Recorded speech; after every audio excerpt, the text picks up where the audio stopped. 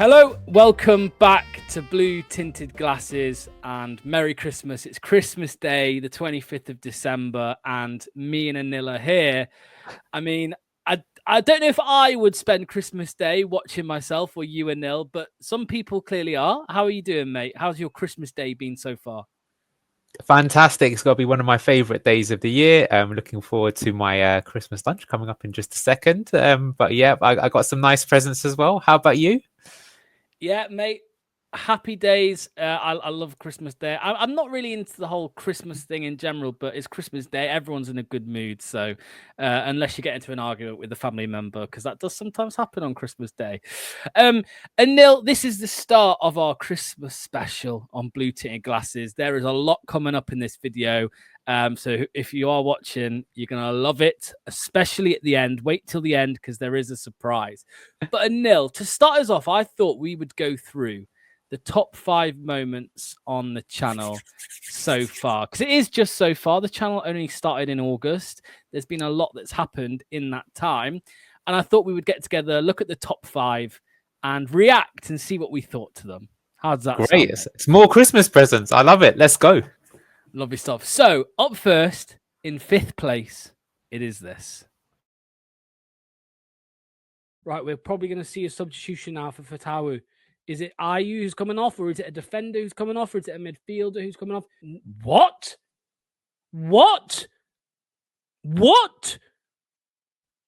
Steffi Mavididi is coming off for Abdul Fatawu. I can't believe what I'm seeing. The best player on the pitch for Leicester City, and he's being dragged. And Ayew's still on the... I'm done. That's it. I'm done with this manager. So, Anil, mate, I mean, that was the Everton game. I always reference this moment when we were speaking about Cooper, because I think after the game, Cooper said I would have done the same thing again. I mean, I was fuming, but yeah, what did you make to that, mate? We got to bring that hat back. I can't believe we haven't brought that out again. That is unbelievable. But I think that sums it all up. And I love the sort of the beer glass basically on empty as well, just anger drinking through the rage. But I think you're right. That was a big turning point. And yeah, you're right. That afterwards he was like, "I'll do it again. I'll do it again." It was like a mental decision. Yeah, mate. Yeah, it was. I was very angry. That was obviously the game, Everton game where it was torrential rain and. Yeah, Bilal's debut didn't do too good, but anyway, those days are behind us, mate. Those days are behind us. And coming up in 4th place, it's kind of relevant, mate. And I think maybe this one could have been higher, but I've put it in 4th. And well, let's get into it, mate. Ladies and gentlemen, welcome back to Blue Tinted Glasses. Steve Cooper has been sacked as manager of Leicester City. Absolutely stunned. Is this a wind-up? No. Is this serious? Yeah. There is hope. There is hope after all. The hope is with us again. Mate, I just love your whole role, your whole job there in that was just waving the flag, mate. I mean, it was a great day. I think we'd done Good Morning Foxes in the morning. It was a Sunday. I was playing some Xbox. I'm about to go down for my dinner, mate, and I get the notification on my phone, and we were like, quick, StreamYard. Yeah, that was an amazing day. So I'm actually wearing my gym clothes in there. I just got back from the gym and you sent me a message and I was like, I literally ran like the last sort of like 200 meters. I was like, you got to get back as soon as possible. Apologies for having a season 2021 flag there, waving it around like a lunatic. It's the last time I got one, but yeah, I had to do something. I mean, it's a bit sad that we're so happy in that moment, but that really did feel like a cloud had been lifted, because I think we'd all say it right now. We're having a very Merry Christmas, but do you think we'd be having as merry a Christmas if Steve Cooper was still in charge? I don't think so.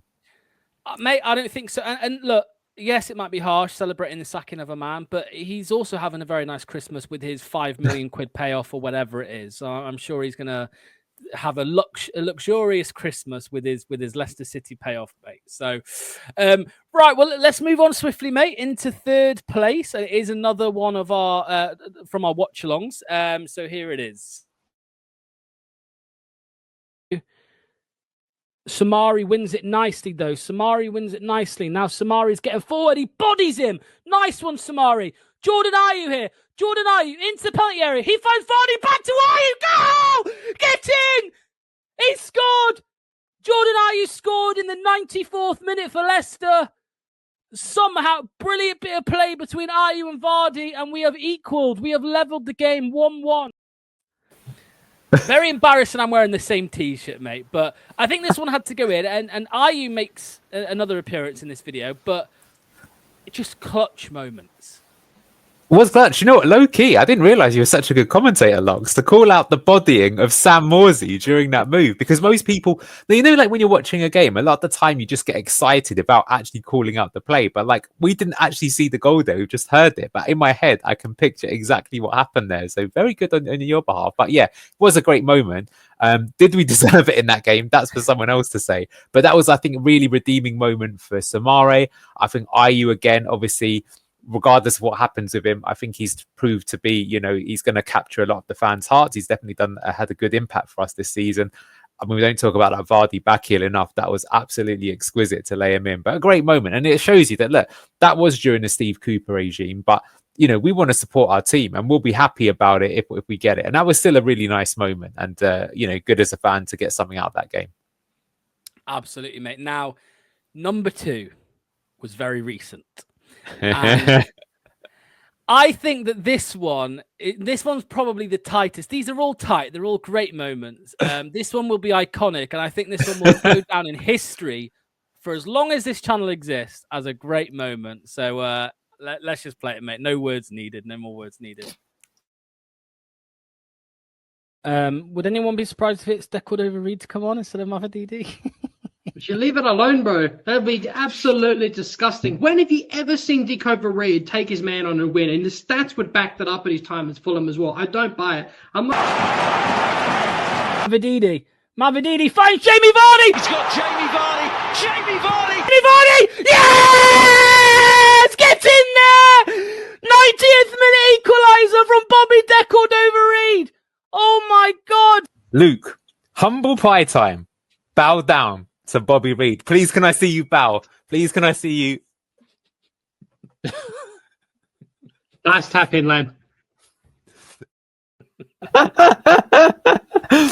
Oh, mate, you're right. That one is iconic, and you could even argue that's number 1. But do you know why that moment is so good? Because for me, that is everything about blue tinted glasses. It's all the things we do in one. So first and foremost, I think someone who really deserves a lot of respect there is Tyler, who's one of our frequent commenters, because he's the one that basically put in the chat and he was like, tell Luke, bow down to Bobby Reed. And that was like the joke that we went with. But you see the whole family had, you know, your brilliant commentary during a match stream. Everyone was so excited for that.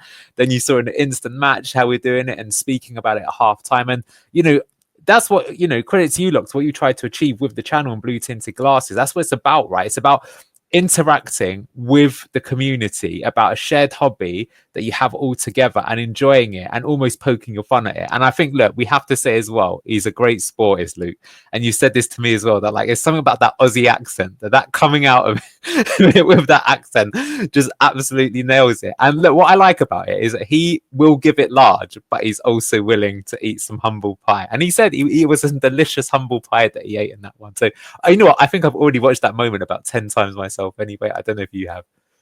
Mate, I've watched it so many times, and I'm sure Luke hasn't. I think he saw it the once and thought, I'm not watching that again. But no, it was absolutely unreal scenes. The goal itself, but also just the reaction afterwards. Like, well, you know, I rate you shouting out Tyler because you know, yes, we were all thinking it, but Tyler, I think it was actually a super chat he did in the live chat, and he said, you know, Luke, take the knee for Bobby Deckled Over Reed. Absolutely, it was quality. Finally, mate, I've put this one first. The reason I've put this one first is because it was during a rough period with the manager and how the game went.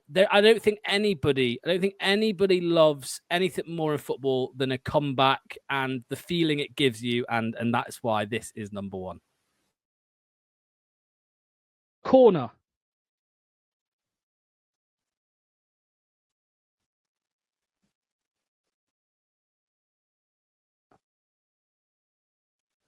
No! Oh my God! Oh my God! Oh my God! Oh my God! The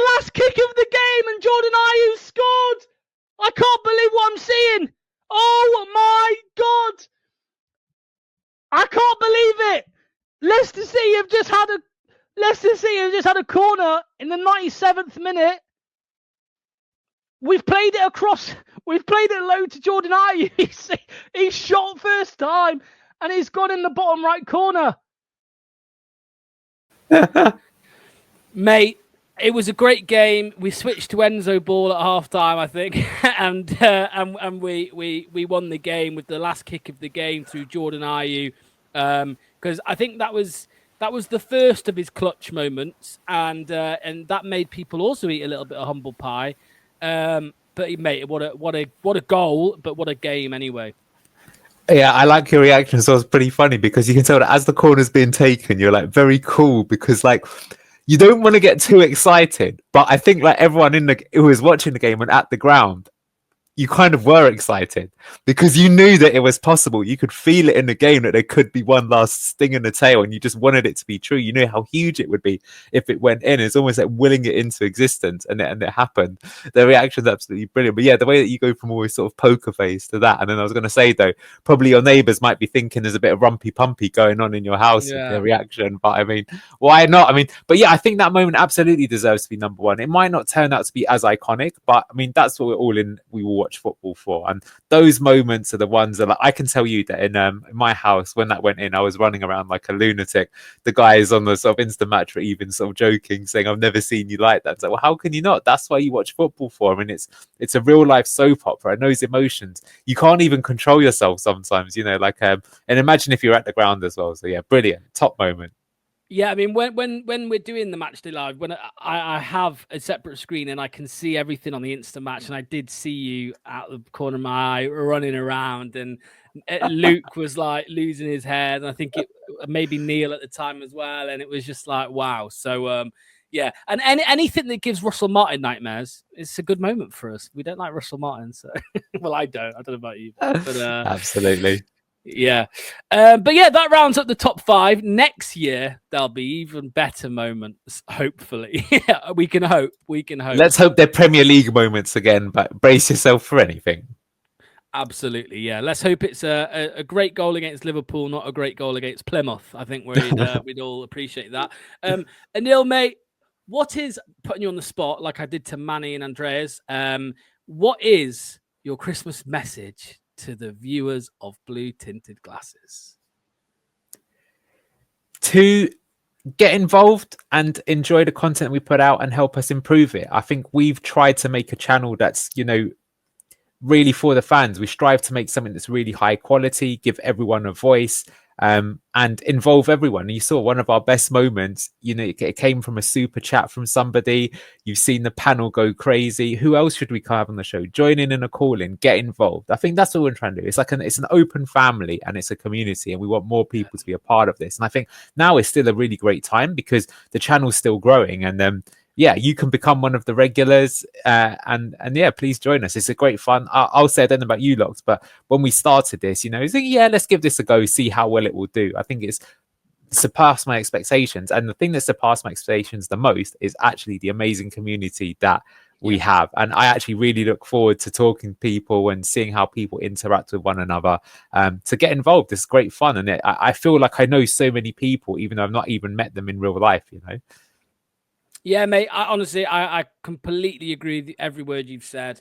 The viewers of the channel, the callers on the call-in show, the people who hit subscribe, the people who hit like, the members, the people who decide to spend their hard-earned money on super chats, things like that.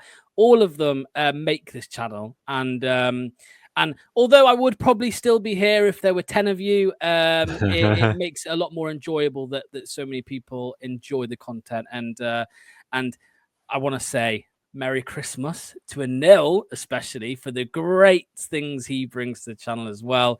And everyone, Manny, Kate, Neil, Luke, Doc, Andreas, there's loads. Sorry, I'm not purposely leaving anyone out. There is just so many people. Ant. Ragsy, yeah. Ant. There's so Josh. many people. Josh. Yeah, you're bailing me out here, mate. No, there's so Ash. many people. Yeah. Ash. Exactly. There's so many people, and we appreciate every single one of them. So yeah. Thank you, Anil, for helping me with the top 5. Hope you enjoyed it, people. And we will now move on to the next segment of the Blue Tinted Christmas Special.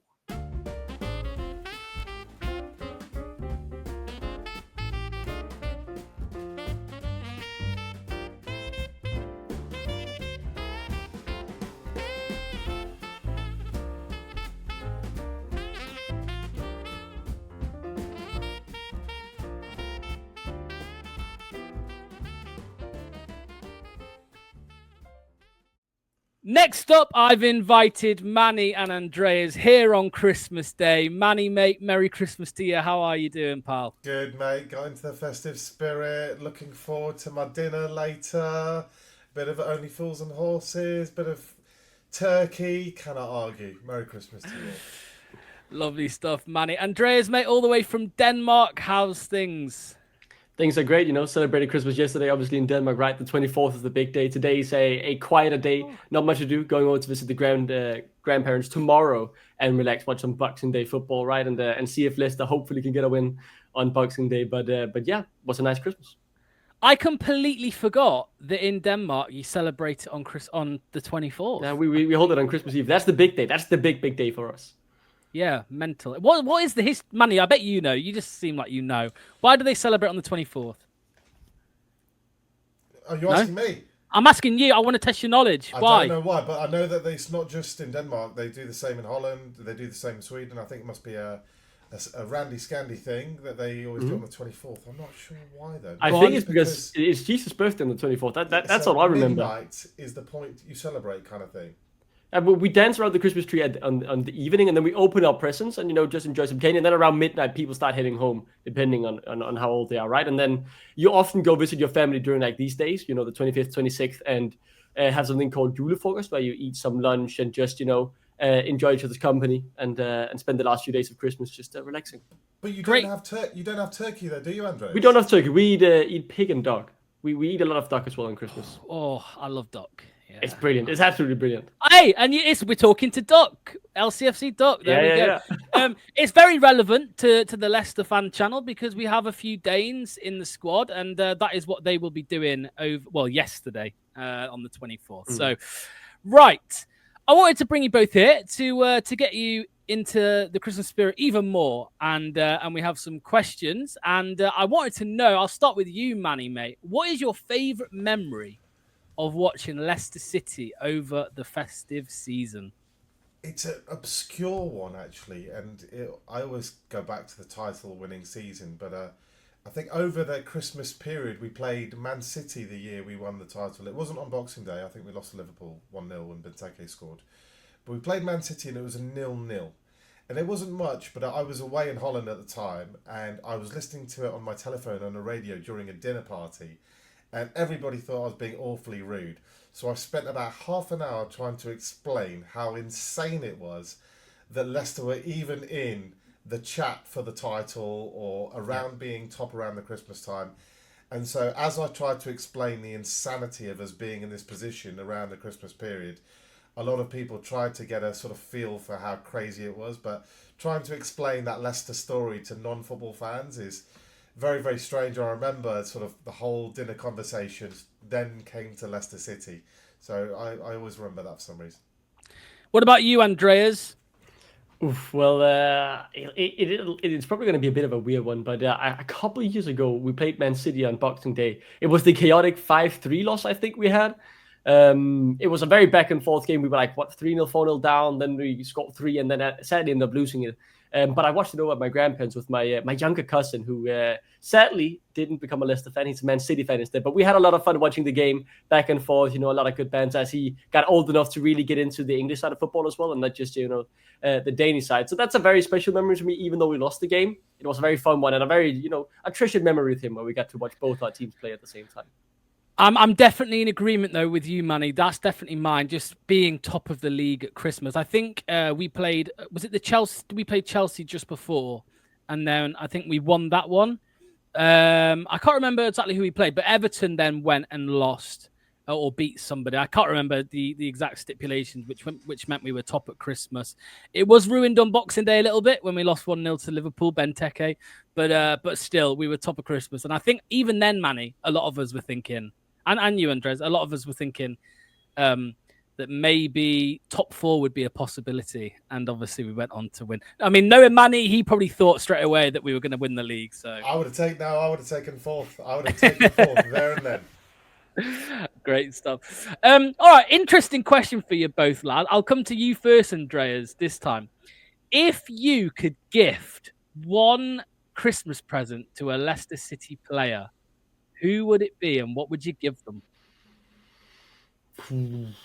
I think it would be for Tywin. I'd give him a. I can't remember which leg he just had to have surgery on, but I'd give him a fresh pair of legs so he can instantly get it up back there and be the difference maker, because I think he will thrive under Ruben Nistelrooy, and I just can't wait to see him in action.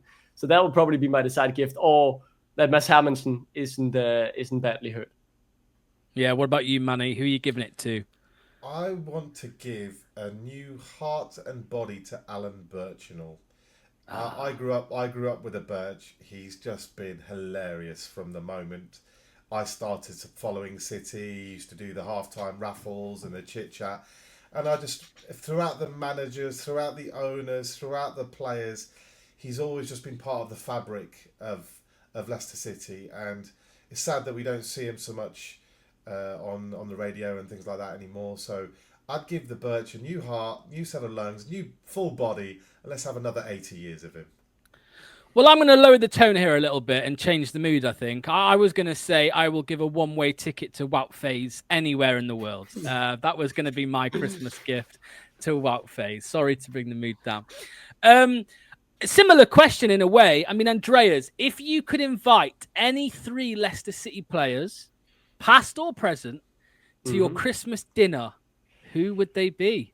I can guess one of them, and he's probably a goalkeeper. In fact, 2 of them might be goalkeepers. Oh, yeah. Honestly, they're quite like there are luckily for me quite a few Danes that I've had the pleasure of watching at Leicester, which is really nice, from someone from a different nationalities to have that point of reference to Leicester as well, right? But I think Christiansen has to be in the mix. I'd love to spend a Christmas with him. I'd have to put Jamie Vardy in there, right? He's been there ever since I started watching Leicester City and getting into it when I was younger. Really, one of the main reasons I fell in love with Leicester as a club and the city. And then the third one, that's the difficult one. There are some old players that I really like. Obviously, Mahrez was absolutely beautiful to watch, right? And N'Golo Kante made a big difference as well. I'd probably have to say Dewsbury Hall. I was a really, really big fan of his mentality. I was so happy he got to play a key part in our promotion season, but I'm sad we didn't get to see him help keep us up in the Premier League. But it has to be those 3 just to spice it up a bit and not just go with the 3 probably expected Danes and Hermans and Schmeichel and Christiansen. Lovely stuff. Manny, what about you? I can already sense some crazy names being pulled out of the hat. I did think of a few crazy names over the years that I've been watching, but it comes down to your favourites, I think, at the end. And in my younger days, Muzzy Izzet was my favourite player at City, and so many of our players. He was such an awesome, incredible player. He still stayed in the Leicester area, does some work with the club and coaching kids and stuff. And all reports, I know some people that know Muzzy pretty well, and an all-round legend of a bloke who comes from East London but made his home in Leicester. And then afterwards, even though he moved to Birmingham from Leicester, where he got a nice contract from Birmingham, but chose to come back to Leicester. He feels like Leicester is his home, so I love Muzzy for that, as well as his play. Also got to choose Matt Piper. Pipes, I've told you lots many a time how much I love Pipes. His radio commentary taking over from Matty Elliott, who also did a great job in his time. Pipes is local, his accent, his feeling for the club. He scored the last goal at Filbert Street. I massively respect his punditry. I think he's 99% of the time bang on when it comes to Leicester City. Definitely like to have that local element as well, so we could reminisce about old bars and clubs that we used to visit when we were young lads. And the last one is the GOAT, of course. I mean, how can you not have the GOAT? He's been through it all with us, every journey from the league to promotion to the league to Champions League, Europa League, all the different managers, and he's still there, absolutely banging them in for us at the ripe old age of 38. An absolute legend. Yeah, very good shouts from both of you. I'm going to go for Mr. Vardy as well. I think it Of has to course, be you have him, to. the GOAT. Yeah, the Leicester GOAT has to be there. And then I'd probably go for David Nugent because they are best friends, Nugent and Vardy. Best friends. I thought it'd be quite a nice vibe to have them there together. Nugent is probably my second or third favorite Leicester player ever. I really, really, really liked him. And finally, I'm gonna say we did say past and present, so I'm gonna say Kante, the nicest guy in football. And I feel like he would do all the hard work. He'd be running around the kitchen, making sure everything's running in order. So, yeah, Nugent, Vardy, and Kante for me. The final question as well, I want to ask you both. I'll come to you, Andreas, again first. Is I know your family members aren't big Leicester fans like you, but if you have had one, what is the best Leicester-related Christmas gift that you've ever had? Oof, I think that has to be my grandpa, right? He got into the city and is now actually a Leicester fan as well in England. After I got into them, and he wanted to share that passion for football, and yeah, it wasn't exactly a Christmas present we gave to each other, but we decided to treat ourselves to a nice trip to Leicester last year with my dad as well. So 3 generations heading to Leicester to watch the first game I ever managed to watch at the King Power against Plymouth Argyle. And that was a really, really special experience getting to walk into the stadium and sharing that moment with him. Because for, all the years that I have been a Leicester fan for, it's not quite 10 years yet, but we're getting closer to that, right? It's those two guys I've shared my passion with the club with. And yeah, it was a really, really special moment that we all had there together around Christmas as well, right? Just before Christmas, the Plymouth Argyle game last year. And a 4-0 victory on top of it. Brilliant, brilliant day. We still talk about that trip, and hopefully we'll get to go again sooner rather than later. Manny, what was your best ever Leicester-related gift at Christmas? It's not strictly Christmas, but I've only ever had 2 Leicester City-related gifts. One was a ticket. It was February the 27th, the year 2000. Leicester versus Tranmere League Cup final. I had a good seat in the old Olympic stand of the old Wembley. It was the last ever major trophy final at the old Wembley. I loved that stadium. That stadium was just had some kind of magic about that old place, from Wembley Way to the walk. So my parents got me a ticket to that, which was a lot of money for me at the time. It was about, believe it or not, £90 in 2000 for the Olympic stand that day. I know. Wow. And I had to queue for hours to get it. I love that. But what you can see behind me that way is actually a present from a mate, and it's signed by the title-winning squad. So I've got Angolo's signature in there, Riyad's, JV's, everybody's in there. And absolutely love that. One of the greatest gifts, if not one of the greatest gift I've ever had, from the greatest moment in our history. Lovely stuff. My favourite Leicester gift will be the 3 points we get against Liverpool tomorrow on Boxing Day, which I'm very much looking forward to. Bit of a cop-out answer there, but, that's what I want. That's what I want. And let's end it on that. Score predictions from both of you for the big game tomorrow. Andreas, what are you going with, mate? I mean, the past few Boxing Days, we've had some big games, right? Liverpool City last year was Ipswich as well. Sadly got a draw in that one. But we haven't won a Boxing Day in quite a while because we have to play these big, big teams, and often away from home as well, actually. But I think, today or tomorrow, the tides will be turning. It's time to write a new chapter. I think we'll get a very, very hard-earned 2-1 victory. We won't keep the clean sheet. We've struggled to do that all season. But we'll find a way. The Christmas magic will happen. Jamie Vardy or someone will step up. Maybe Rude chops himself on. Why not? And just scores a couple at the end. Something magical will happen, and we'll finally get a Boxing Day victory again. Manny, what are you going with this one? Because, you want Chelsea to win the league, I think, for Enzo, from what I gather from speaking to you. And obviously you want Leicester to win. So this is a double whammy for you if Leicester win, isn't it? This is one of those ones where I'm not going to go with the head. I'm going to go with the heart. Liverpool to get 3 men sent off, and we're going to break the Premier League record 10-0 away. 10-0 away. Fulham nearly did it. We're going to do it. Liverpool. And I thought I was being crazy, man. This is the time to get crazy, Andres. Yeah. It's Christmas Beautiful time. Beautiful prediction. I'm going to have about 16 pints, and I'm going to pretend the score is 10-0, whatever happens. Lovely stuff. I hope so. And to put you both on the spot, I'll come to Manny first. Manny, what Christmas message do you have to people who are watching the channel right now? Oh, that's a serious message. Now, we've all had our disagreements this season about various things. This is the time for unity and love amongst us all. So, whatever our opinions about team selections, lineups, formations, we're a community club. We have a special bond amongst ourselves, a special history. Let's get behind Rude, whatever happens. Hope for a good January. And this season, we'll stay up. We'll be fine. And then we can kick on from there. Nicely said. No pressure, Andreas, mate. Your turn.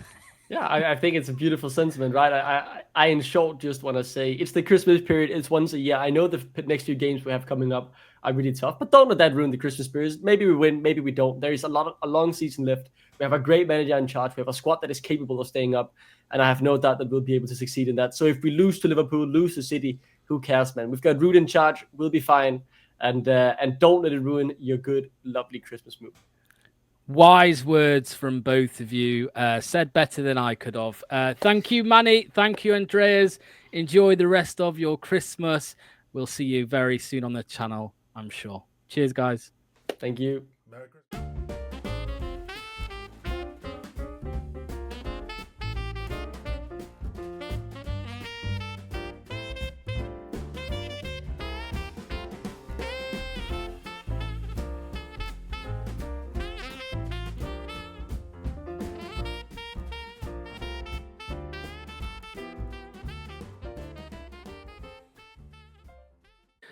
I'm glad to say we are joined by Owen Palmer-Atkin from BBC Radio Leicester to end off the Christmas special. I think we've saved the best till last out of all our guests. Owen, mate, thank you for your time. How you doing, mate?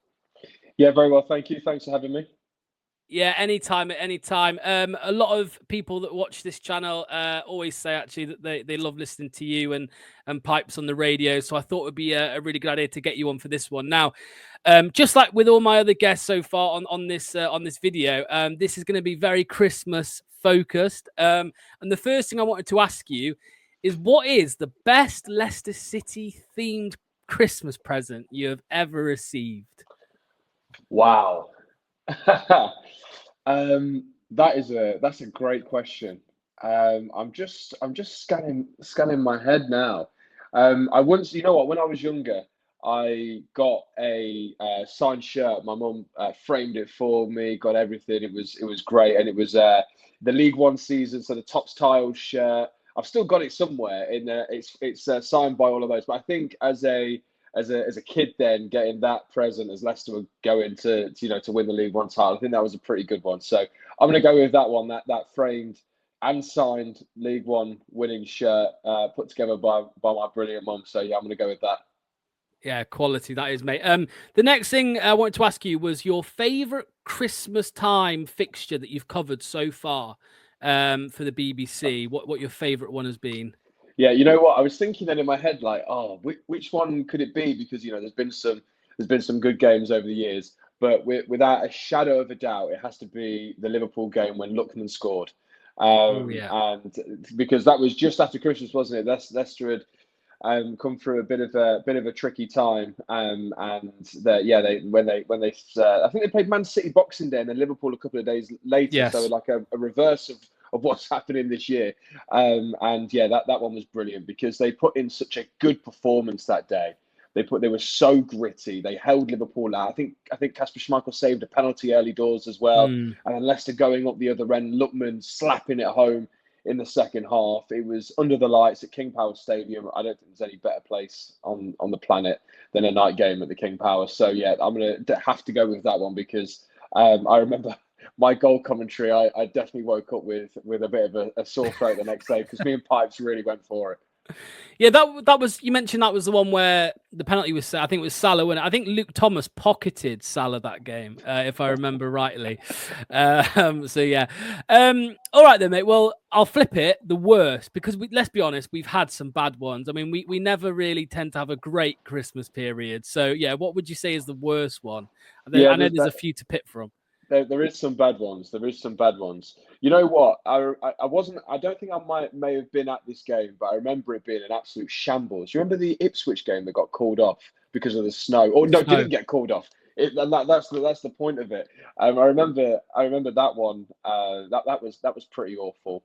There have been some bad ones over the years, but one thing I always think is that for me personally, Boxing Day is such an amazing time for football, and I love commentating on games on Boxing Day. So win, lose or draw, there's always good results, there's always bad results. But I actually think football on Boxing Day is one of the best days of the years. I have actually just thought of another amazing fixture, which may go hand in hand with Lookman.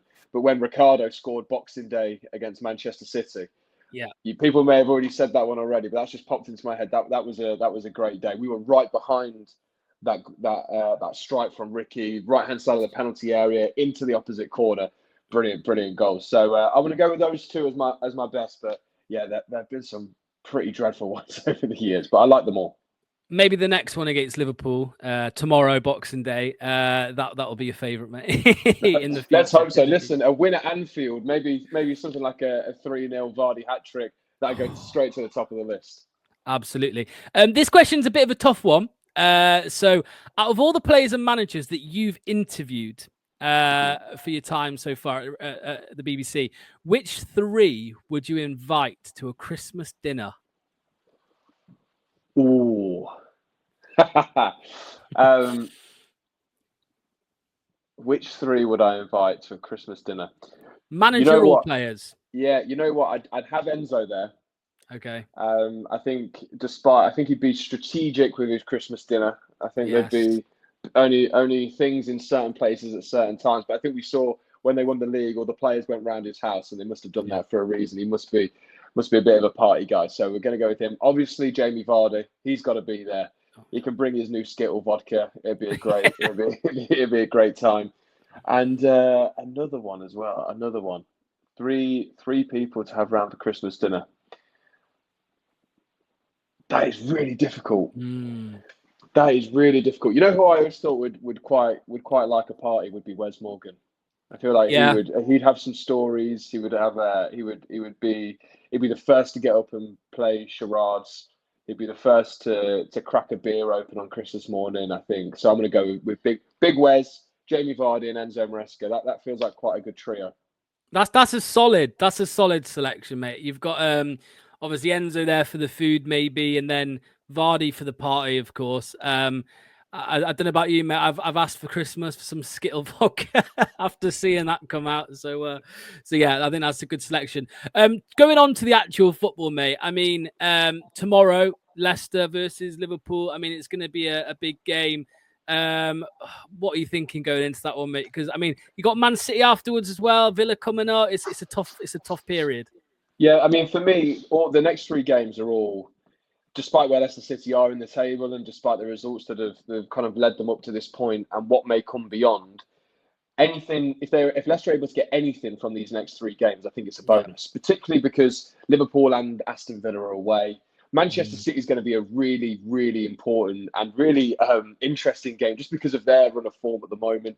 Are they going to turn up? Are they going to be the Manchester City we've seen under Pep for the last God knows how many years now, 8-9 years, or are they going to be the fragile Manchester City that we've seen play even in the Champions League this season, where they've given up 3-0 leads? So that could be quite the day at King Power Stadium on Sunday. But as for Liverpool and Aston Villa, I think if Leicester can get anything from those games, I think you take that as a bit of a bonus. And if they are able to get, I know they're slightly behind they're slightly behind the points per game that would mean they would be able to stay up. But if you're able to get a point out of those three, that would be, I think, a half decent return, because you get into the new year where at the break for the FA Cup with QPR, but then there's maybe some slightly kinder fixtures on the horizon as well. So it will be a tough week for Leicester. They are three tough games to play back to back, especially when they're so congested in the time that they are. So it would be an interesting one, but I think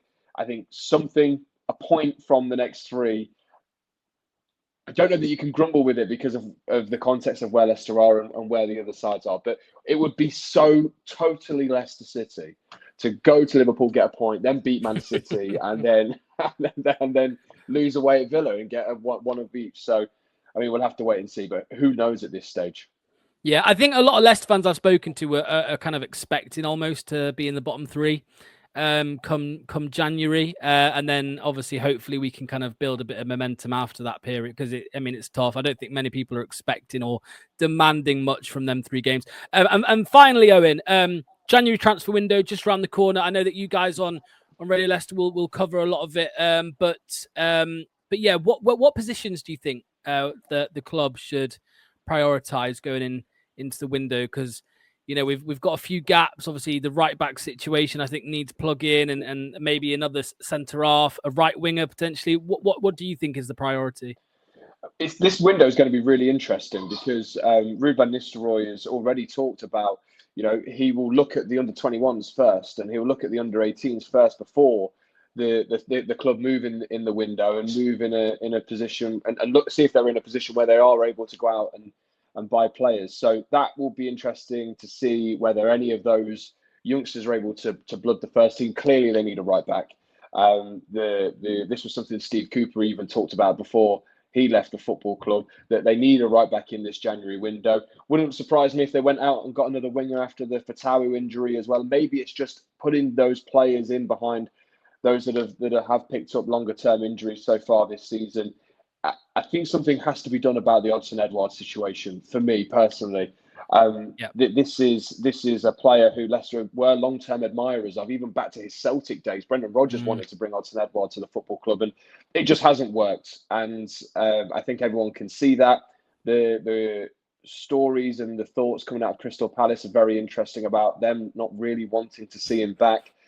You just have to hope that there is a chance for Leicester to cancel that loan almost, if you like, and send him back and maybe bring another striker permanently to the football club. I personally would love to see that loan move be taken up by Kiernan Dewsbury Hall. If the reports that Chelsea are set to let him go on a loan deal this window, I think he could be invaluable to Leicester coming back into the team. He knows the setup, he knows the club. He was only being touted as a future captain of the football club last season, wasn't he? So I think that would be a great move to bring him back in, a player with Premier League experience. So let's go right back, right winger, striker, and KDH back on loan in January. And I think I'd be really happy come February then. I think everyone would be buzzing. It's funny, I can't remember what newspaper it was the other day. There was a full spread and it was Maguire, Chilwell, Dewsbury Hall and Barnes. And I was like, oh God, surely not. Like we can't do that. We can't do that. But you never know. Get the band back together, as they say.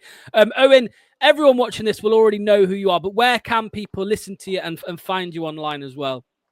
Yeah, it's so When You're Smiling, a Leicester City podcast is the best place to go. You can find it on BBC Sounds or wherever you get your podcasts. And we cover Monday nights, Thursday nights, Friday nights, post-match, special episodes, documentaries, everything Leicester City. You'll be able to find it there. And then, of course, we're live on Radio Leicester from 6 o'clock, talking all things Leicester City on a Monday and Thursday. And, of course, match days, we're on normally an hour before kickoff, and then the full game on BBC Radio Leicester as well, 104.9 FM and DAB.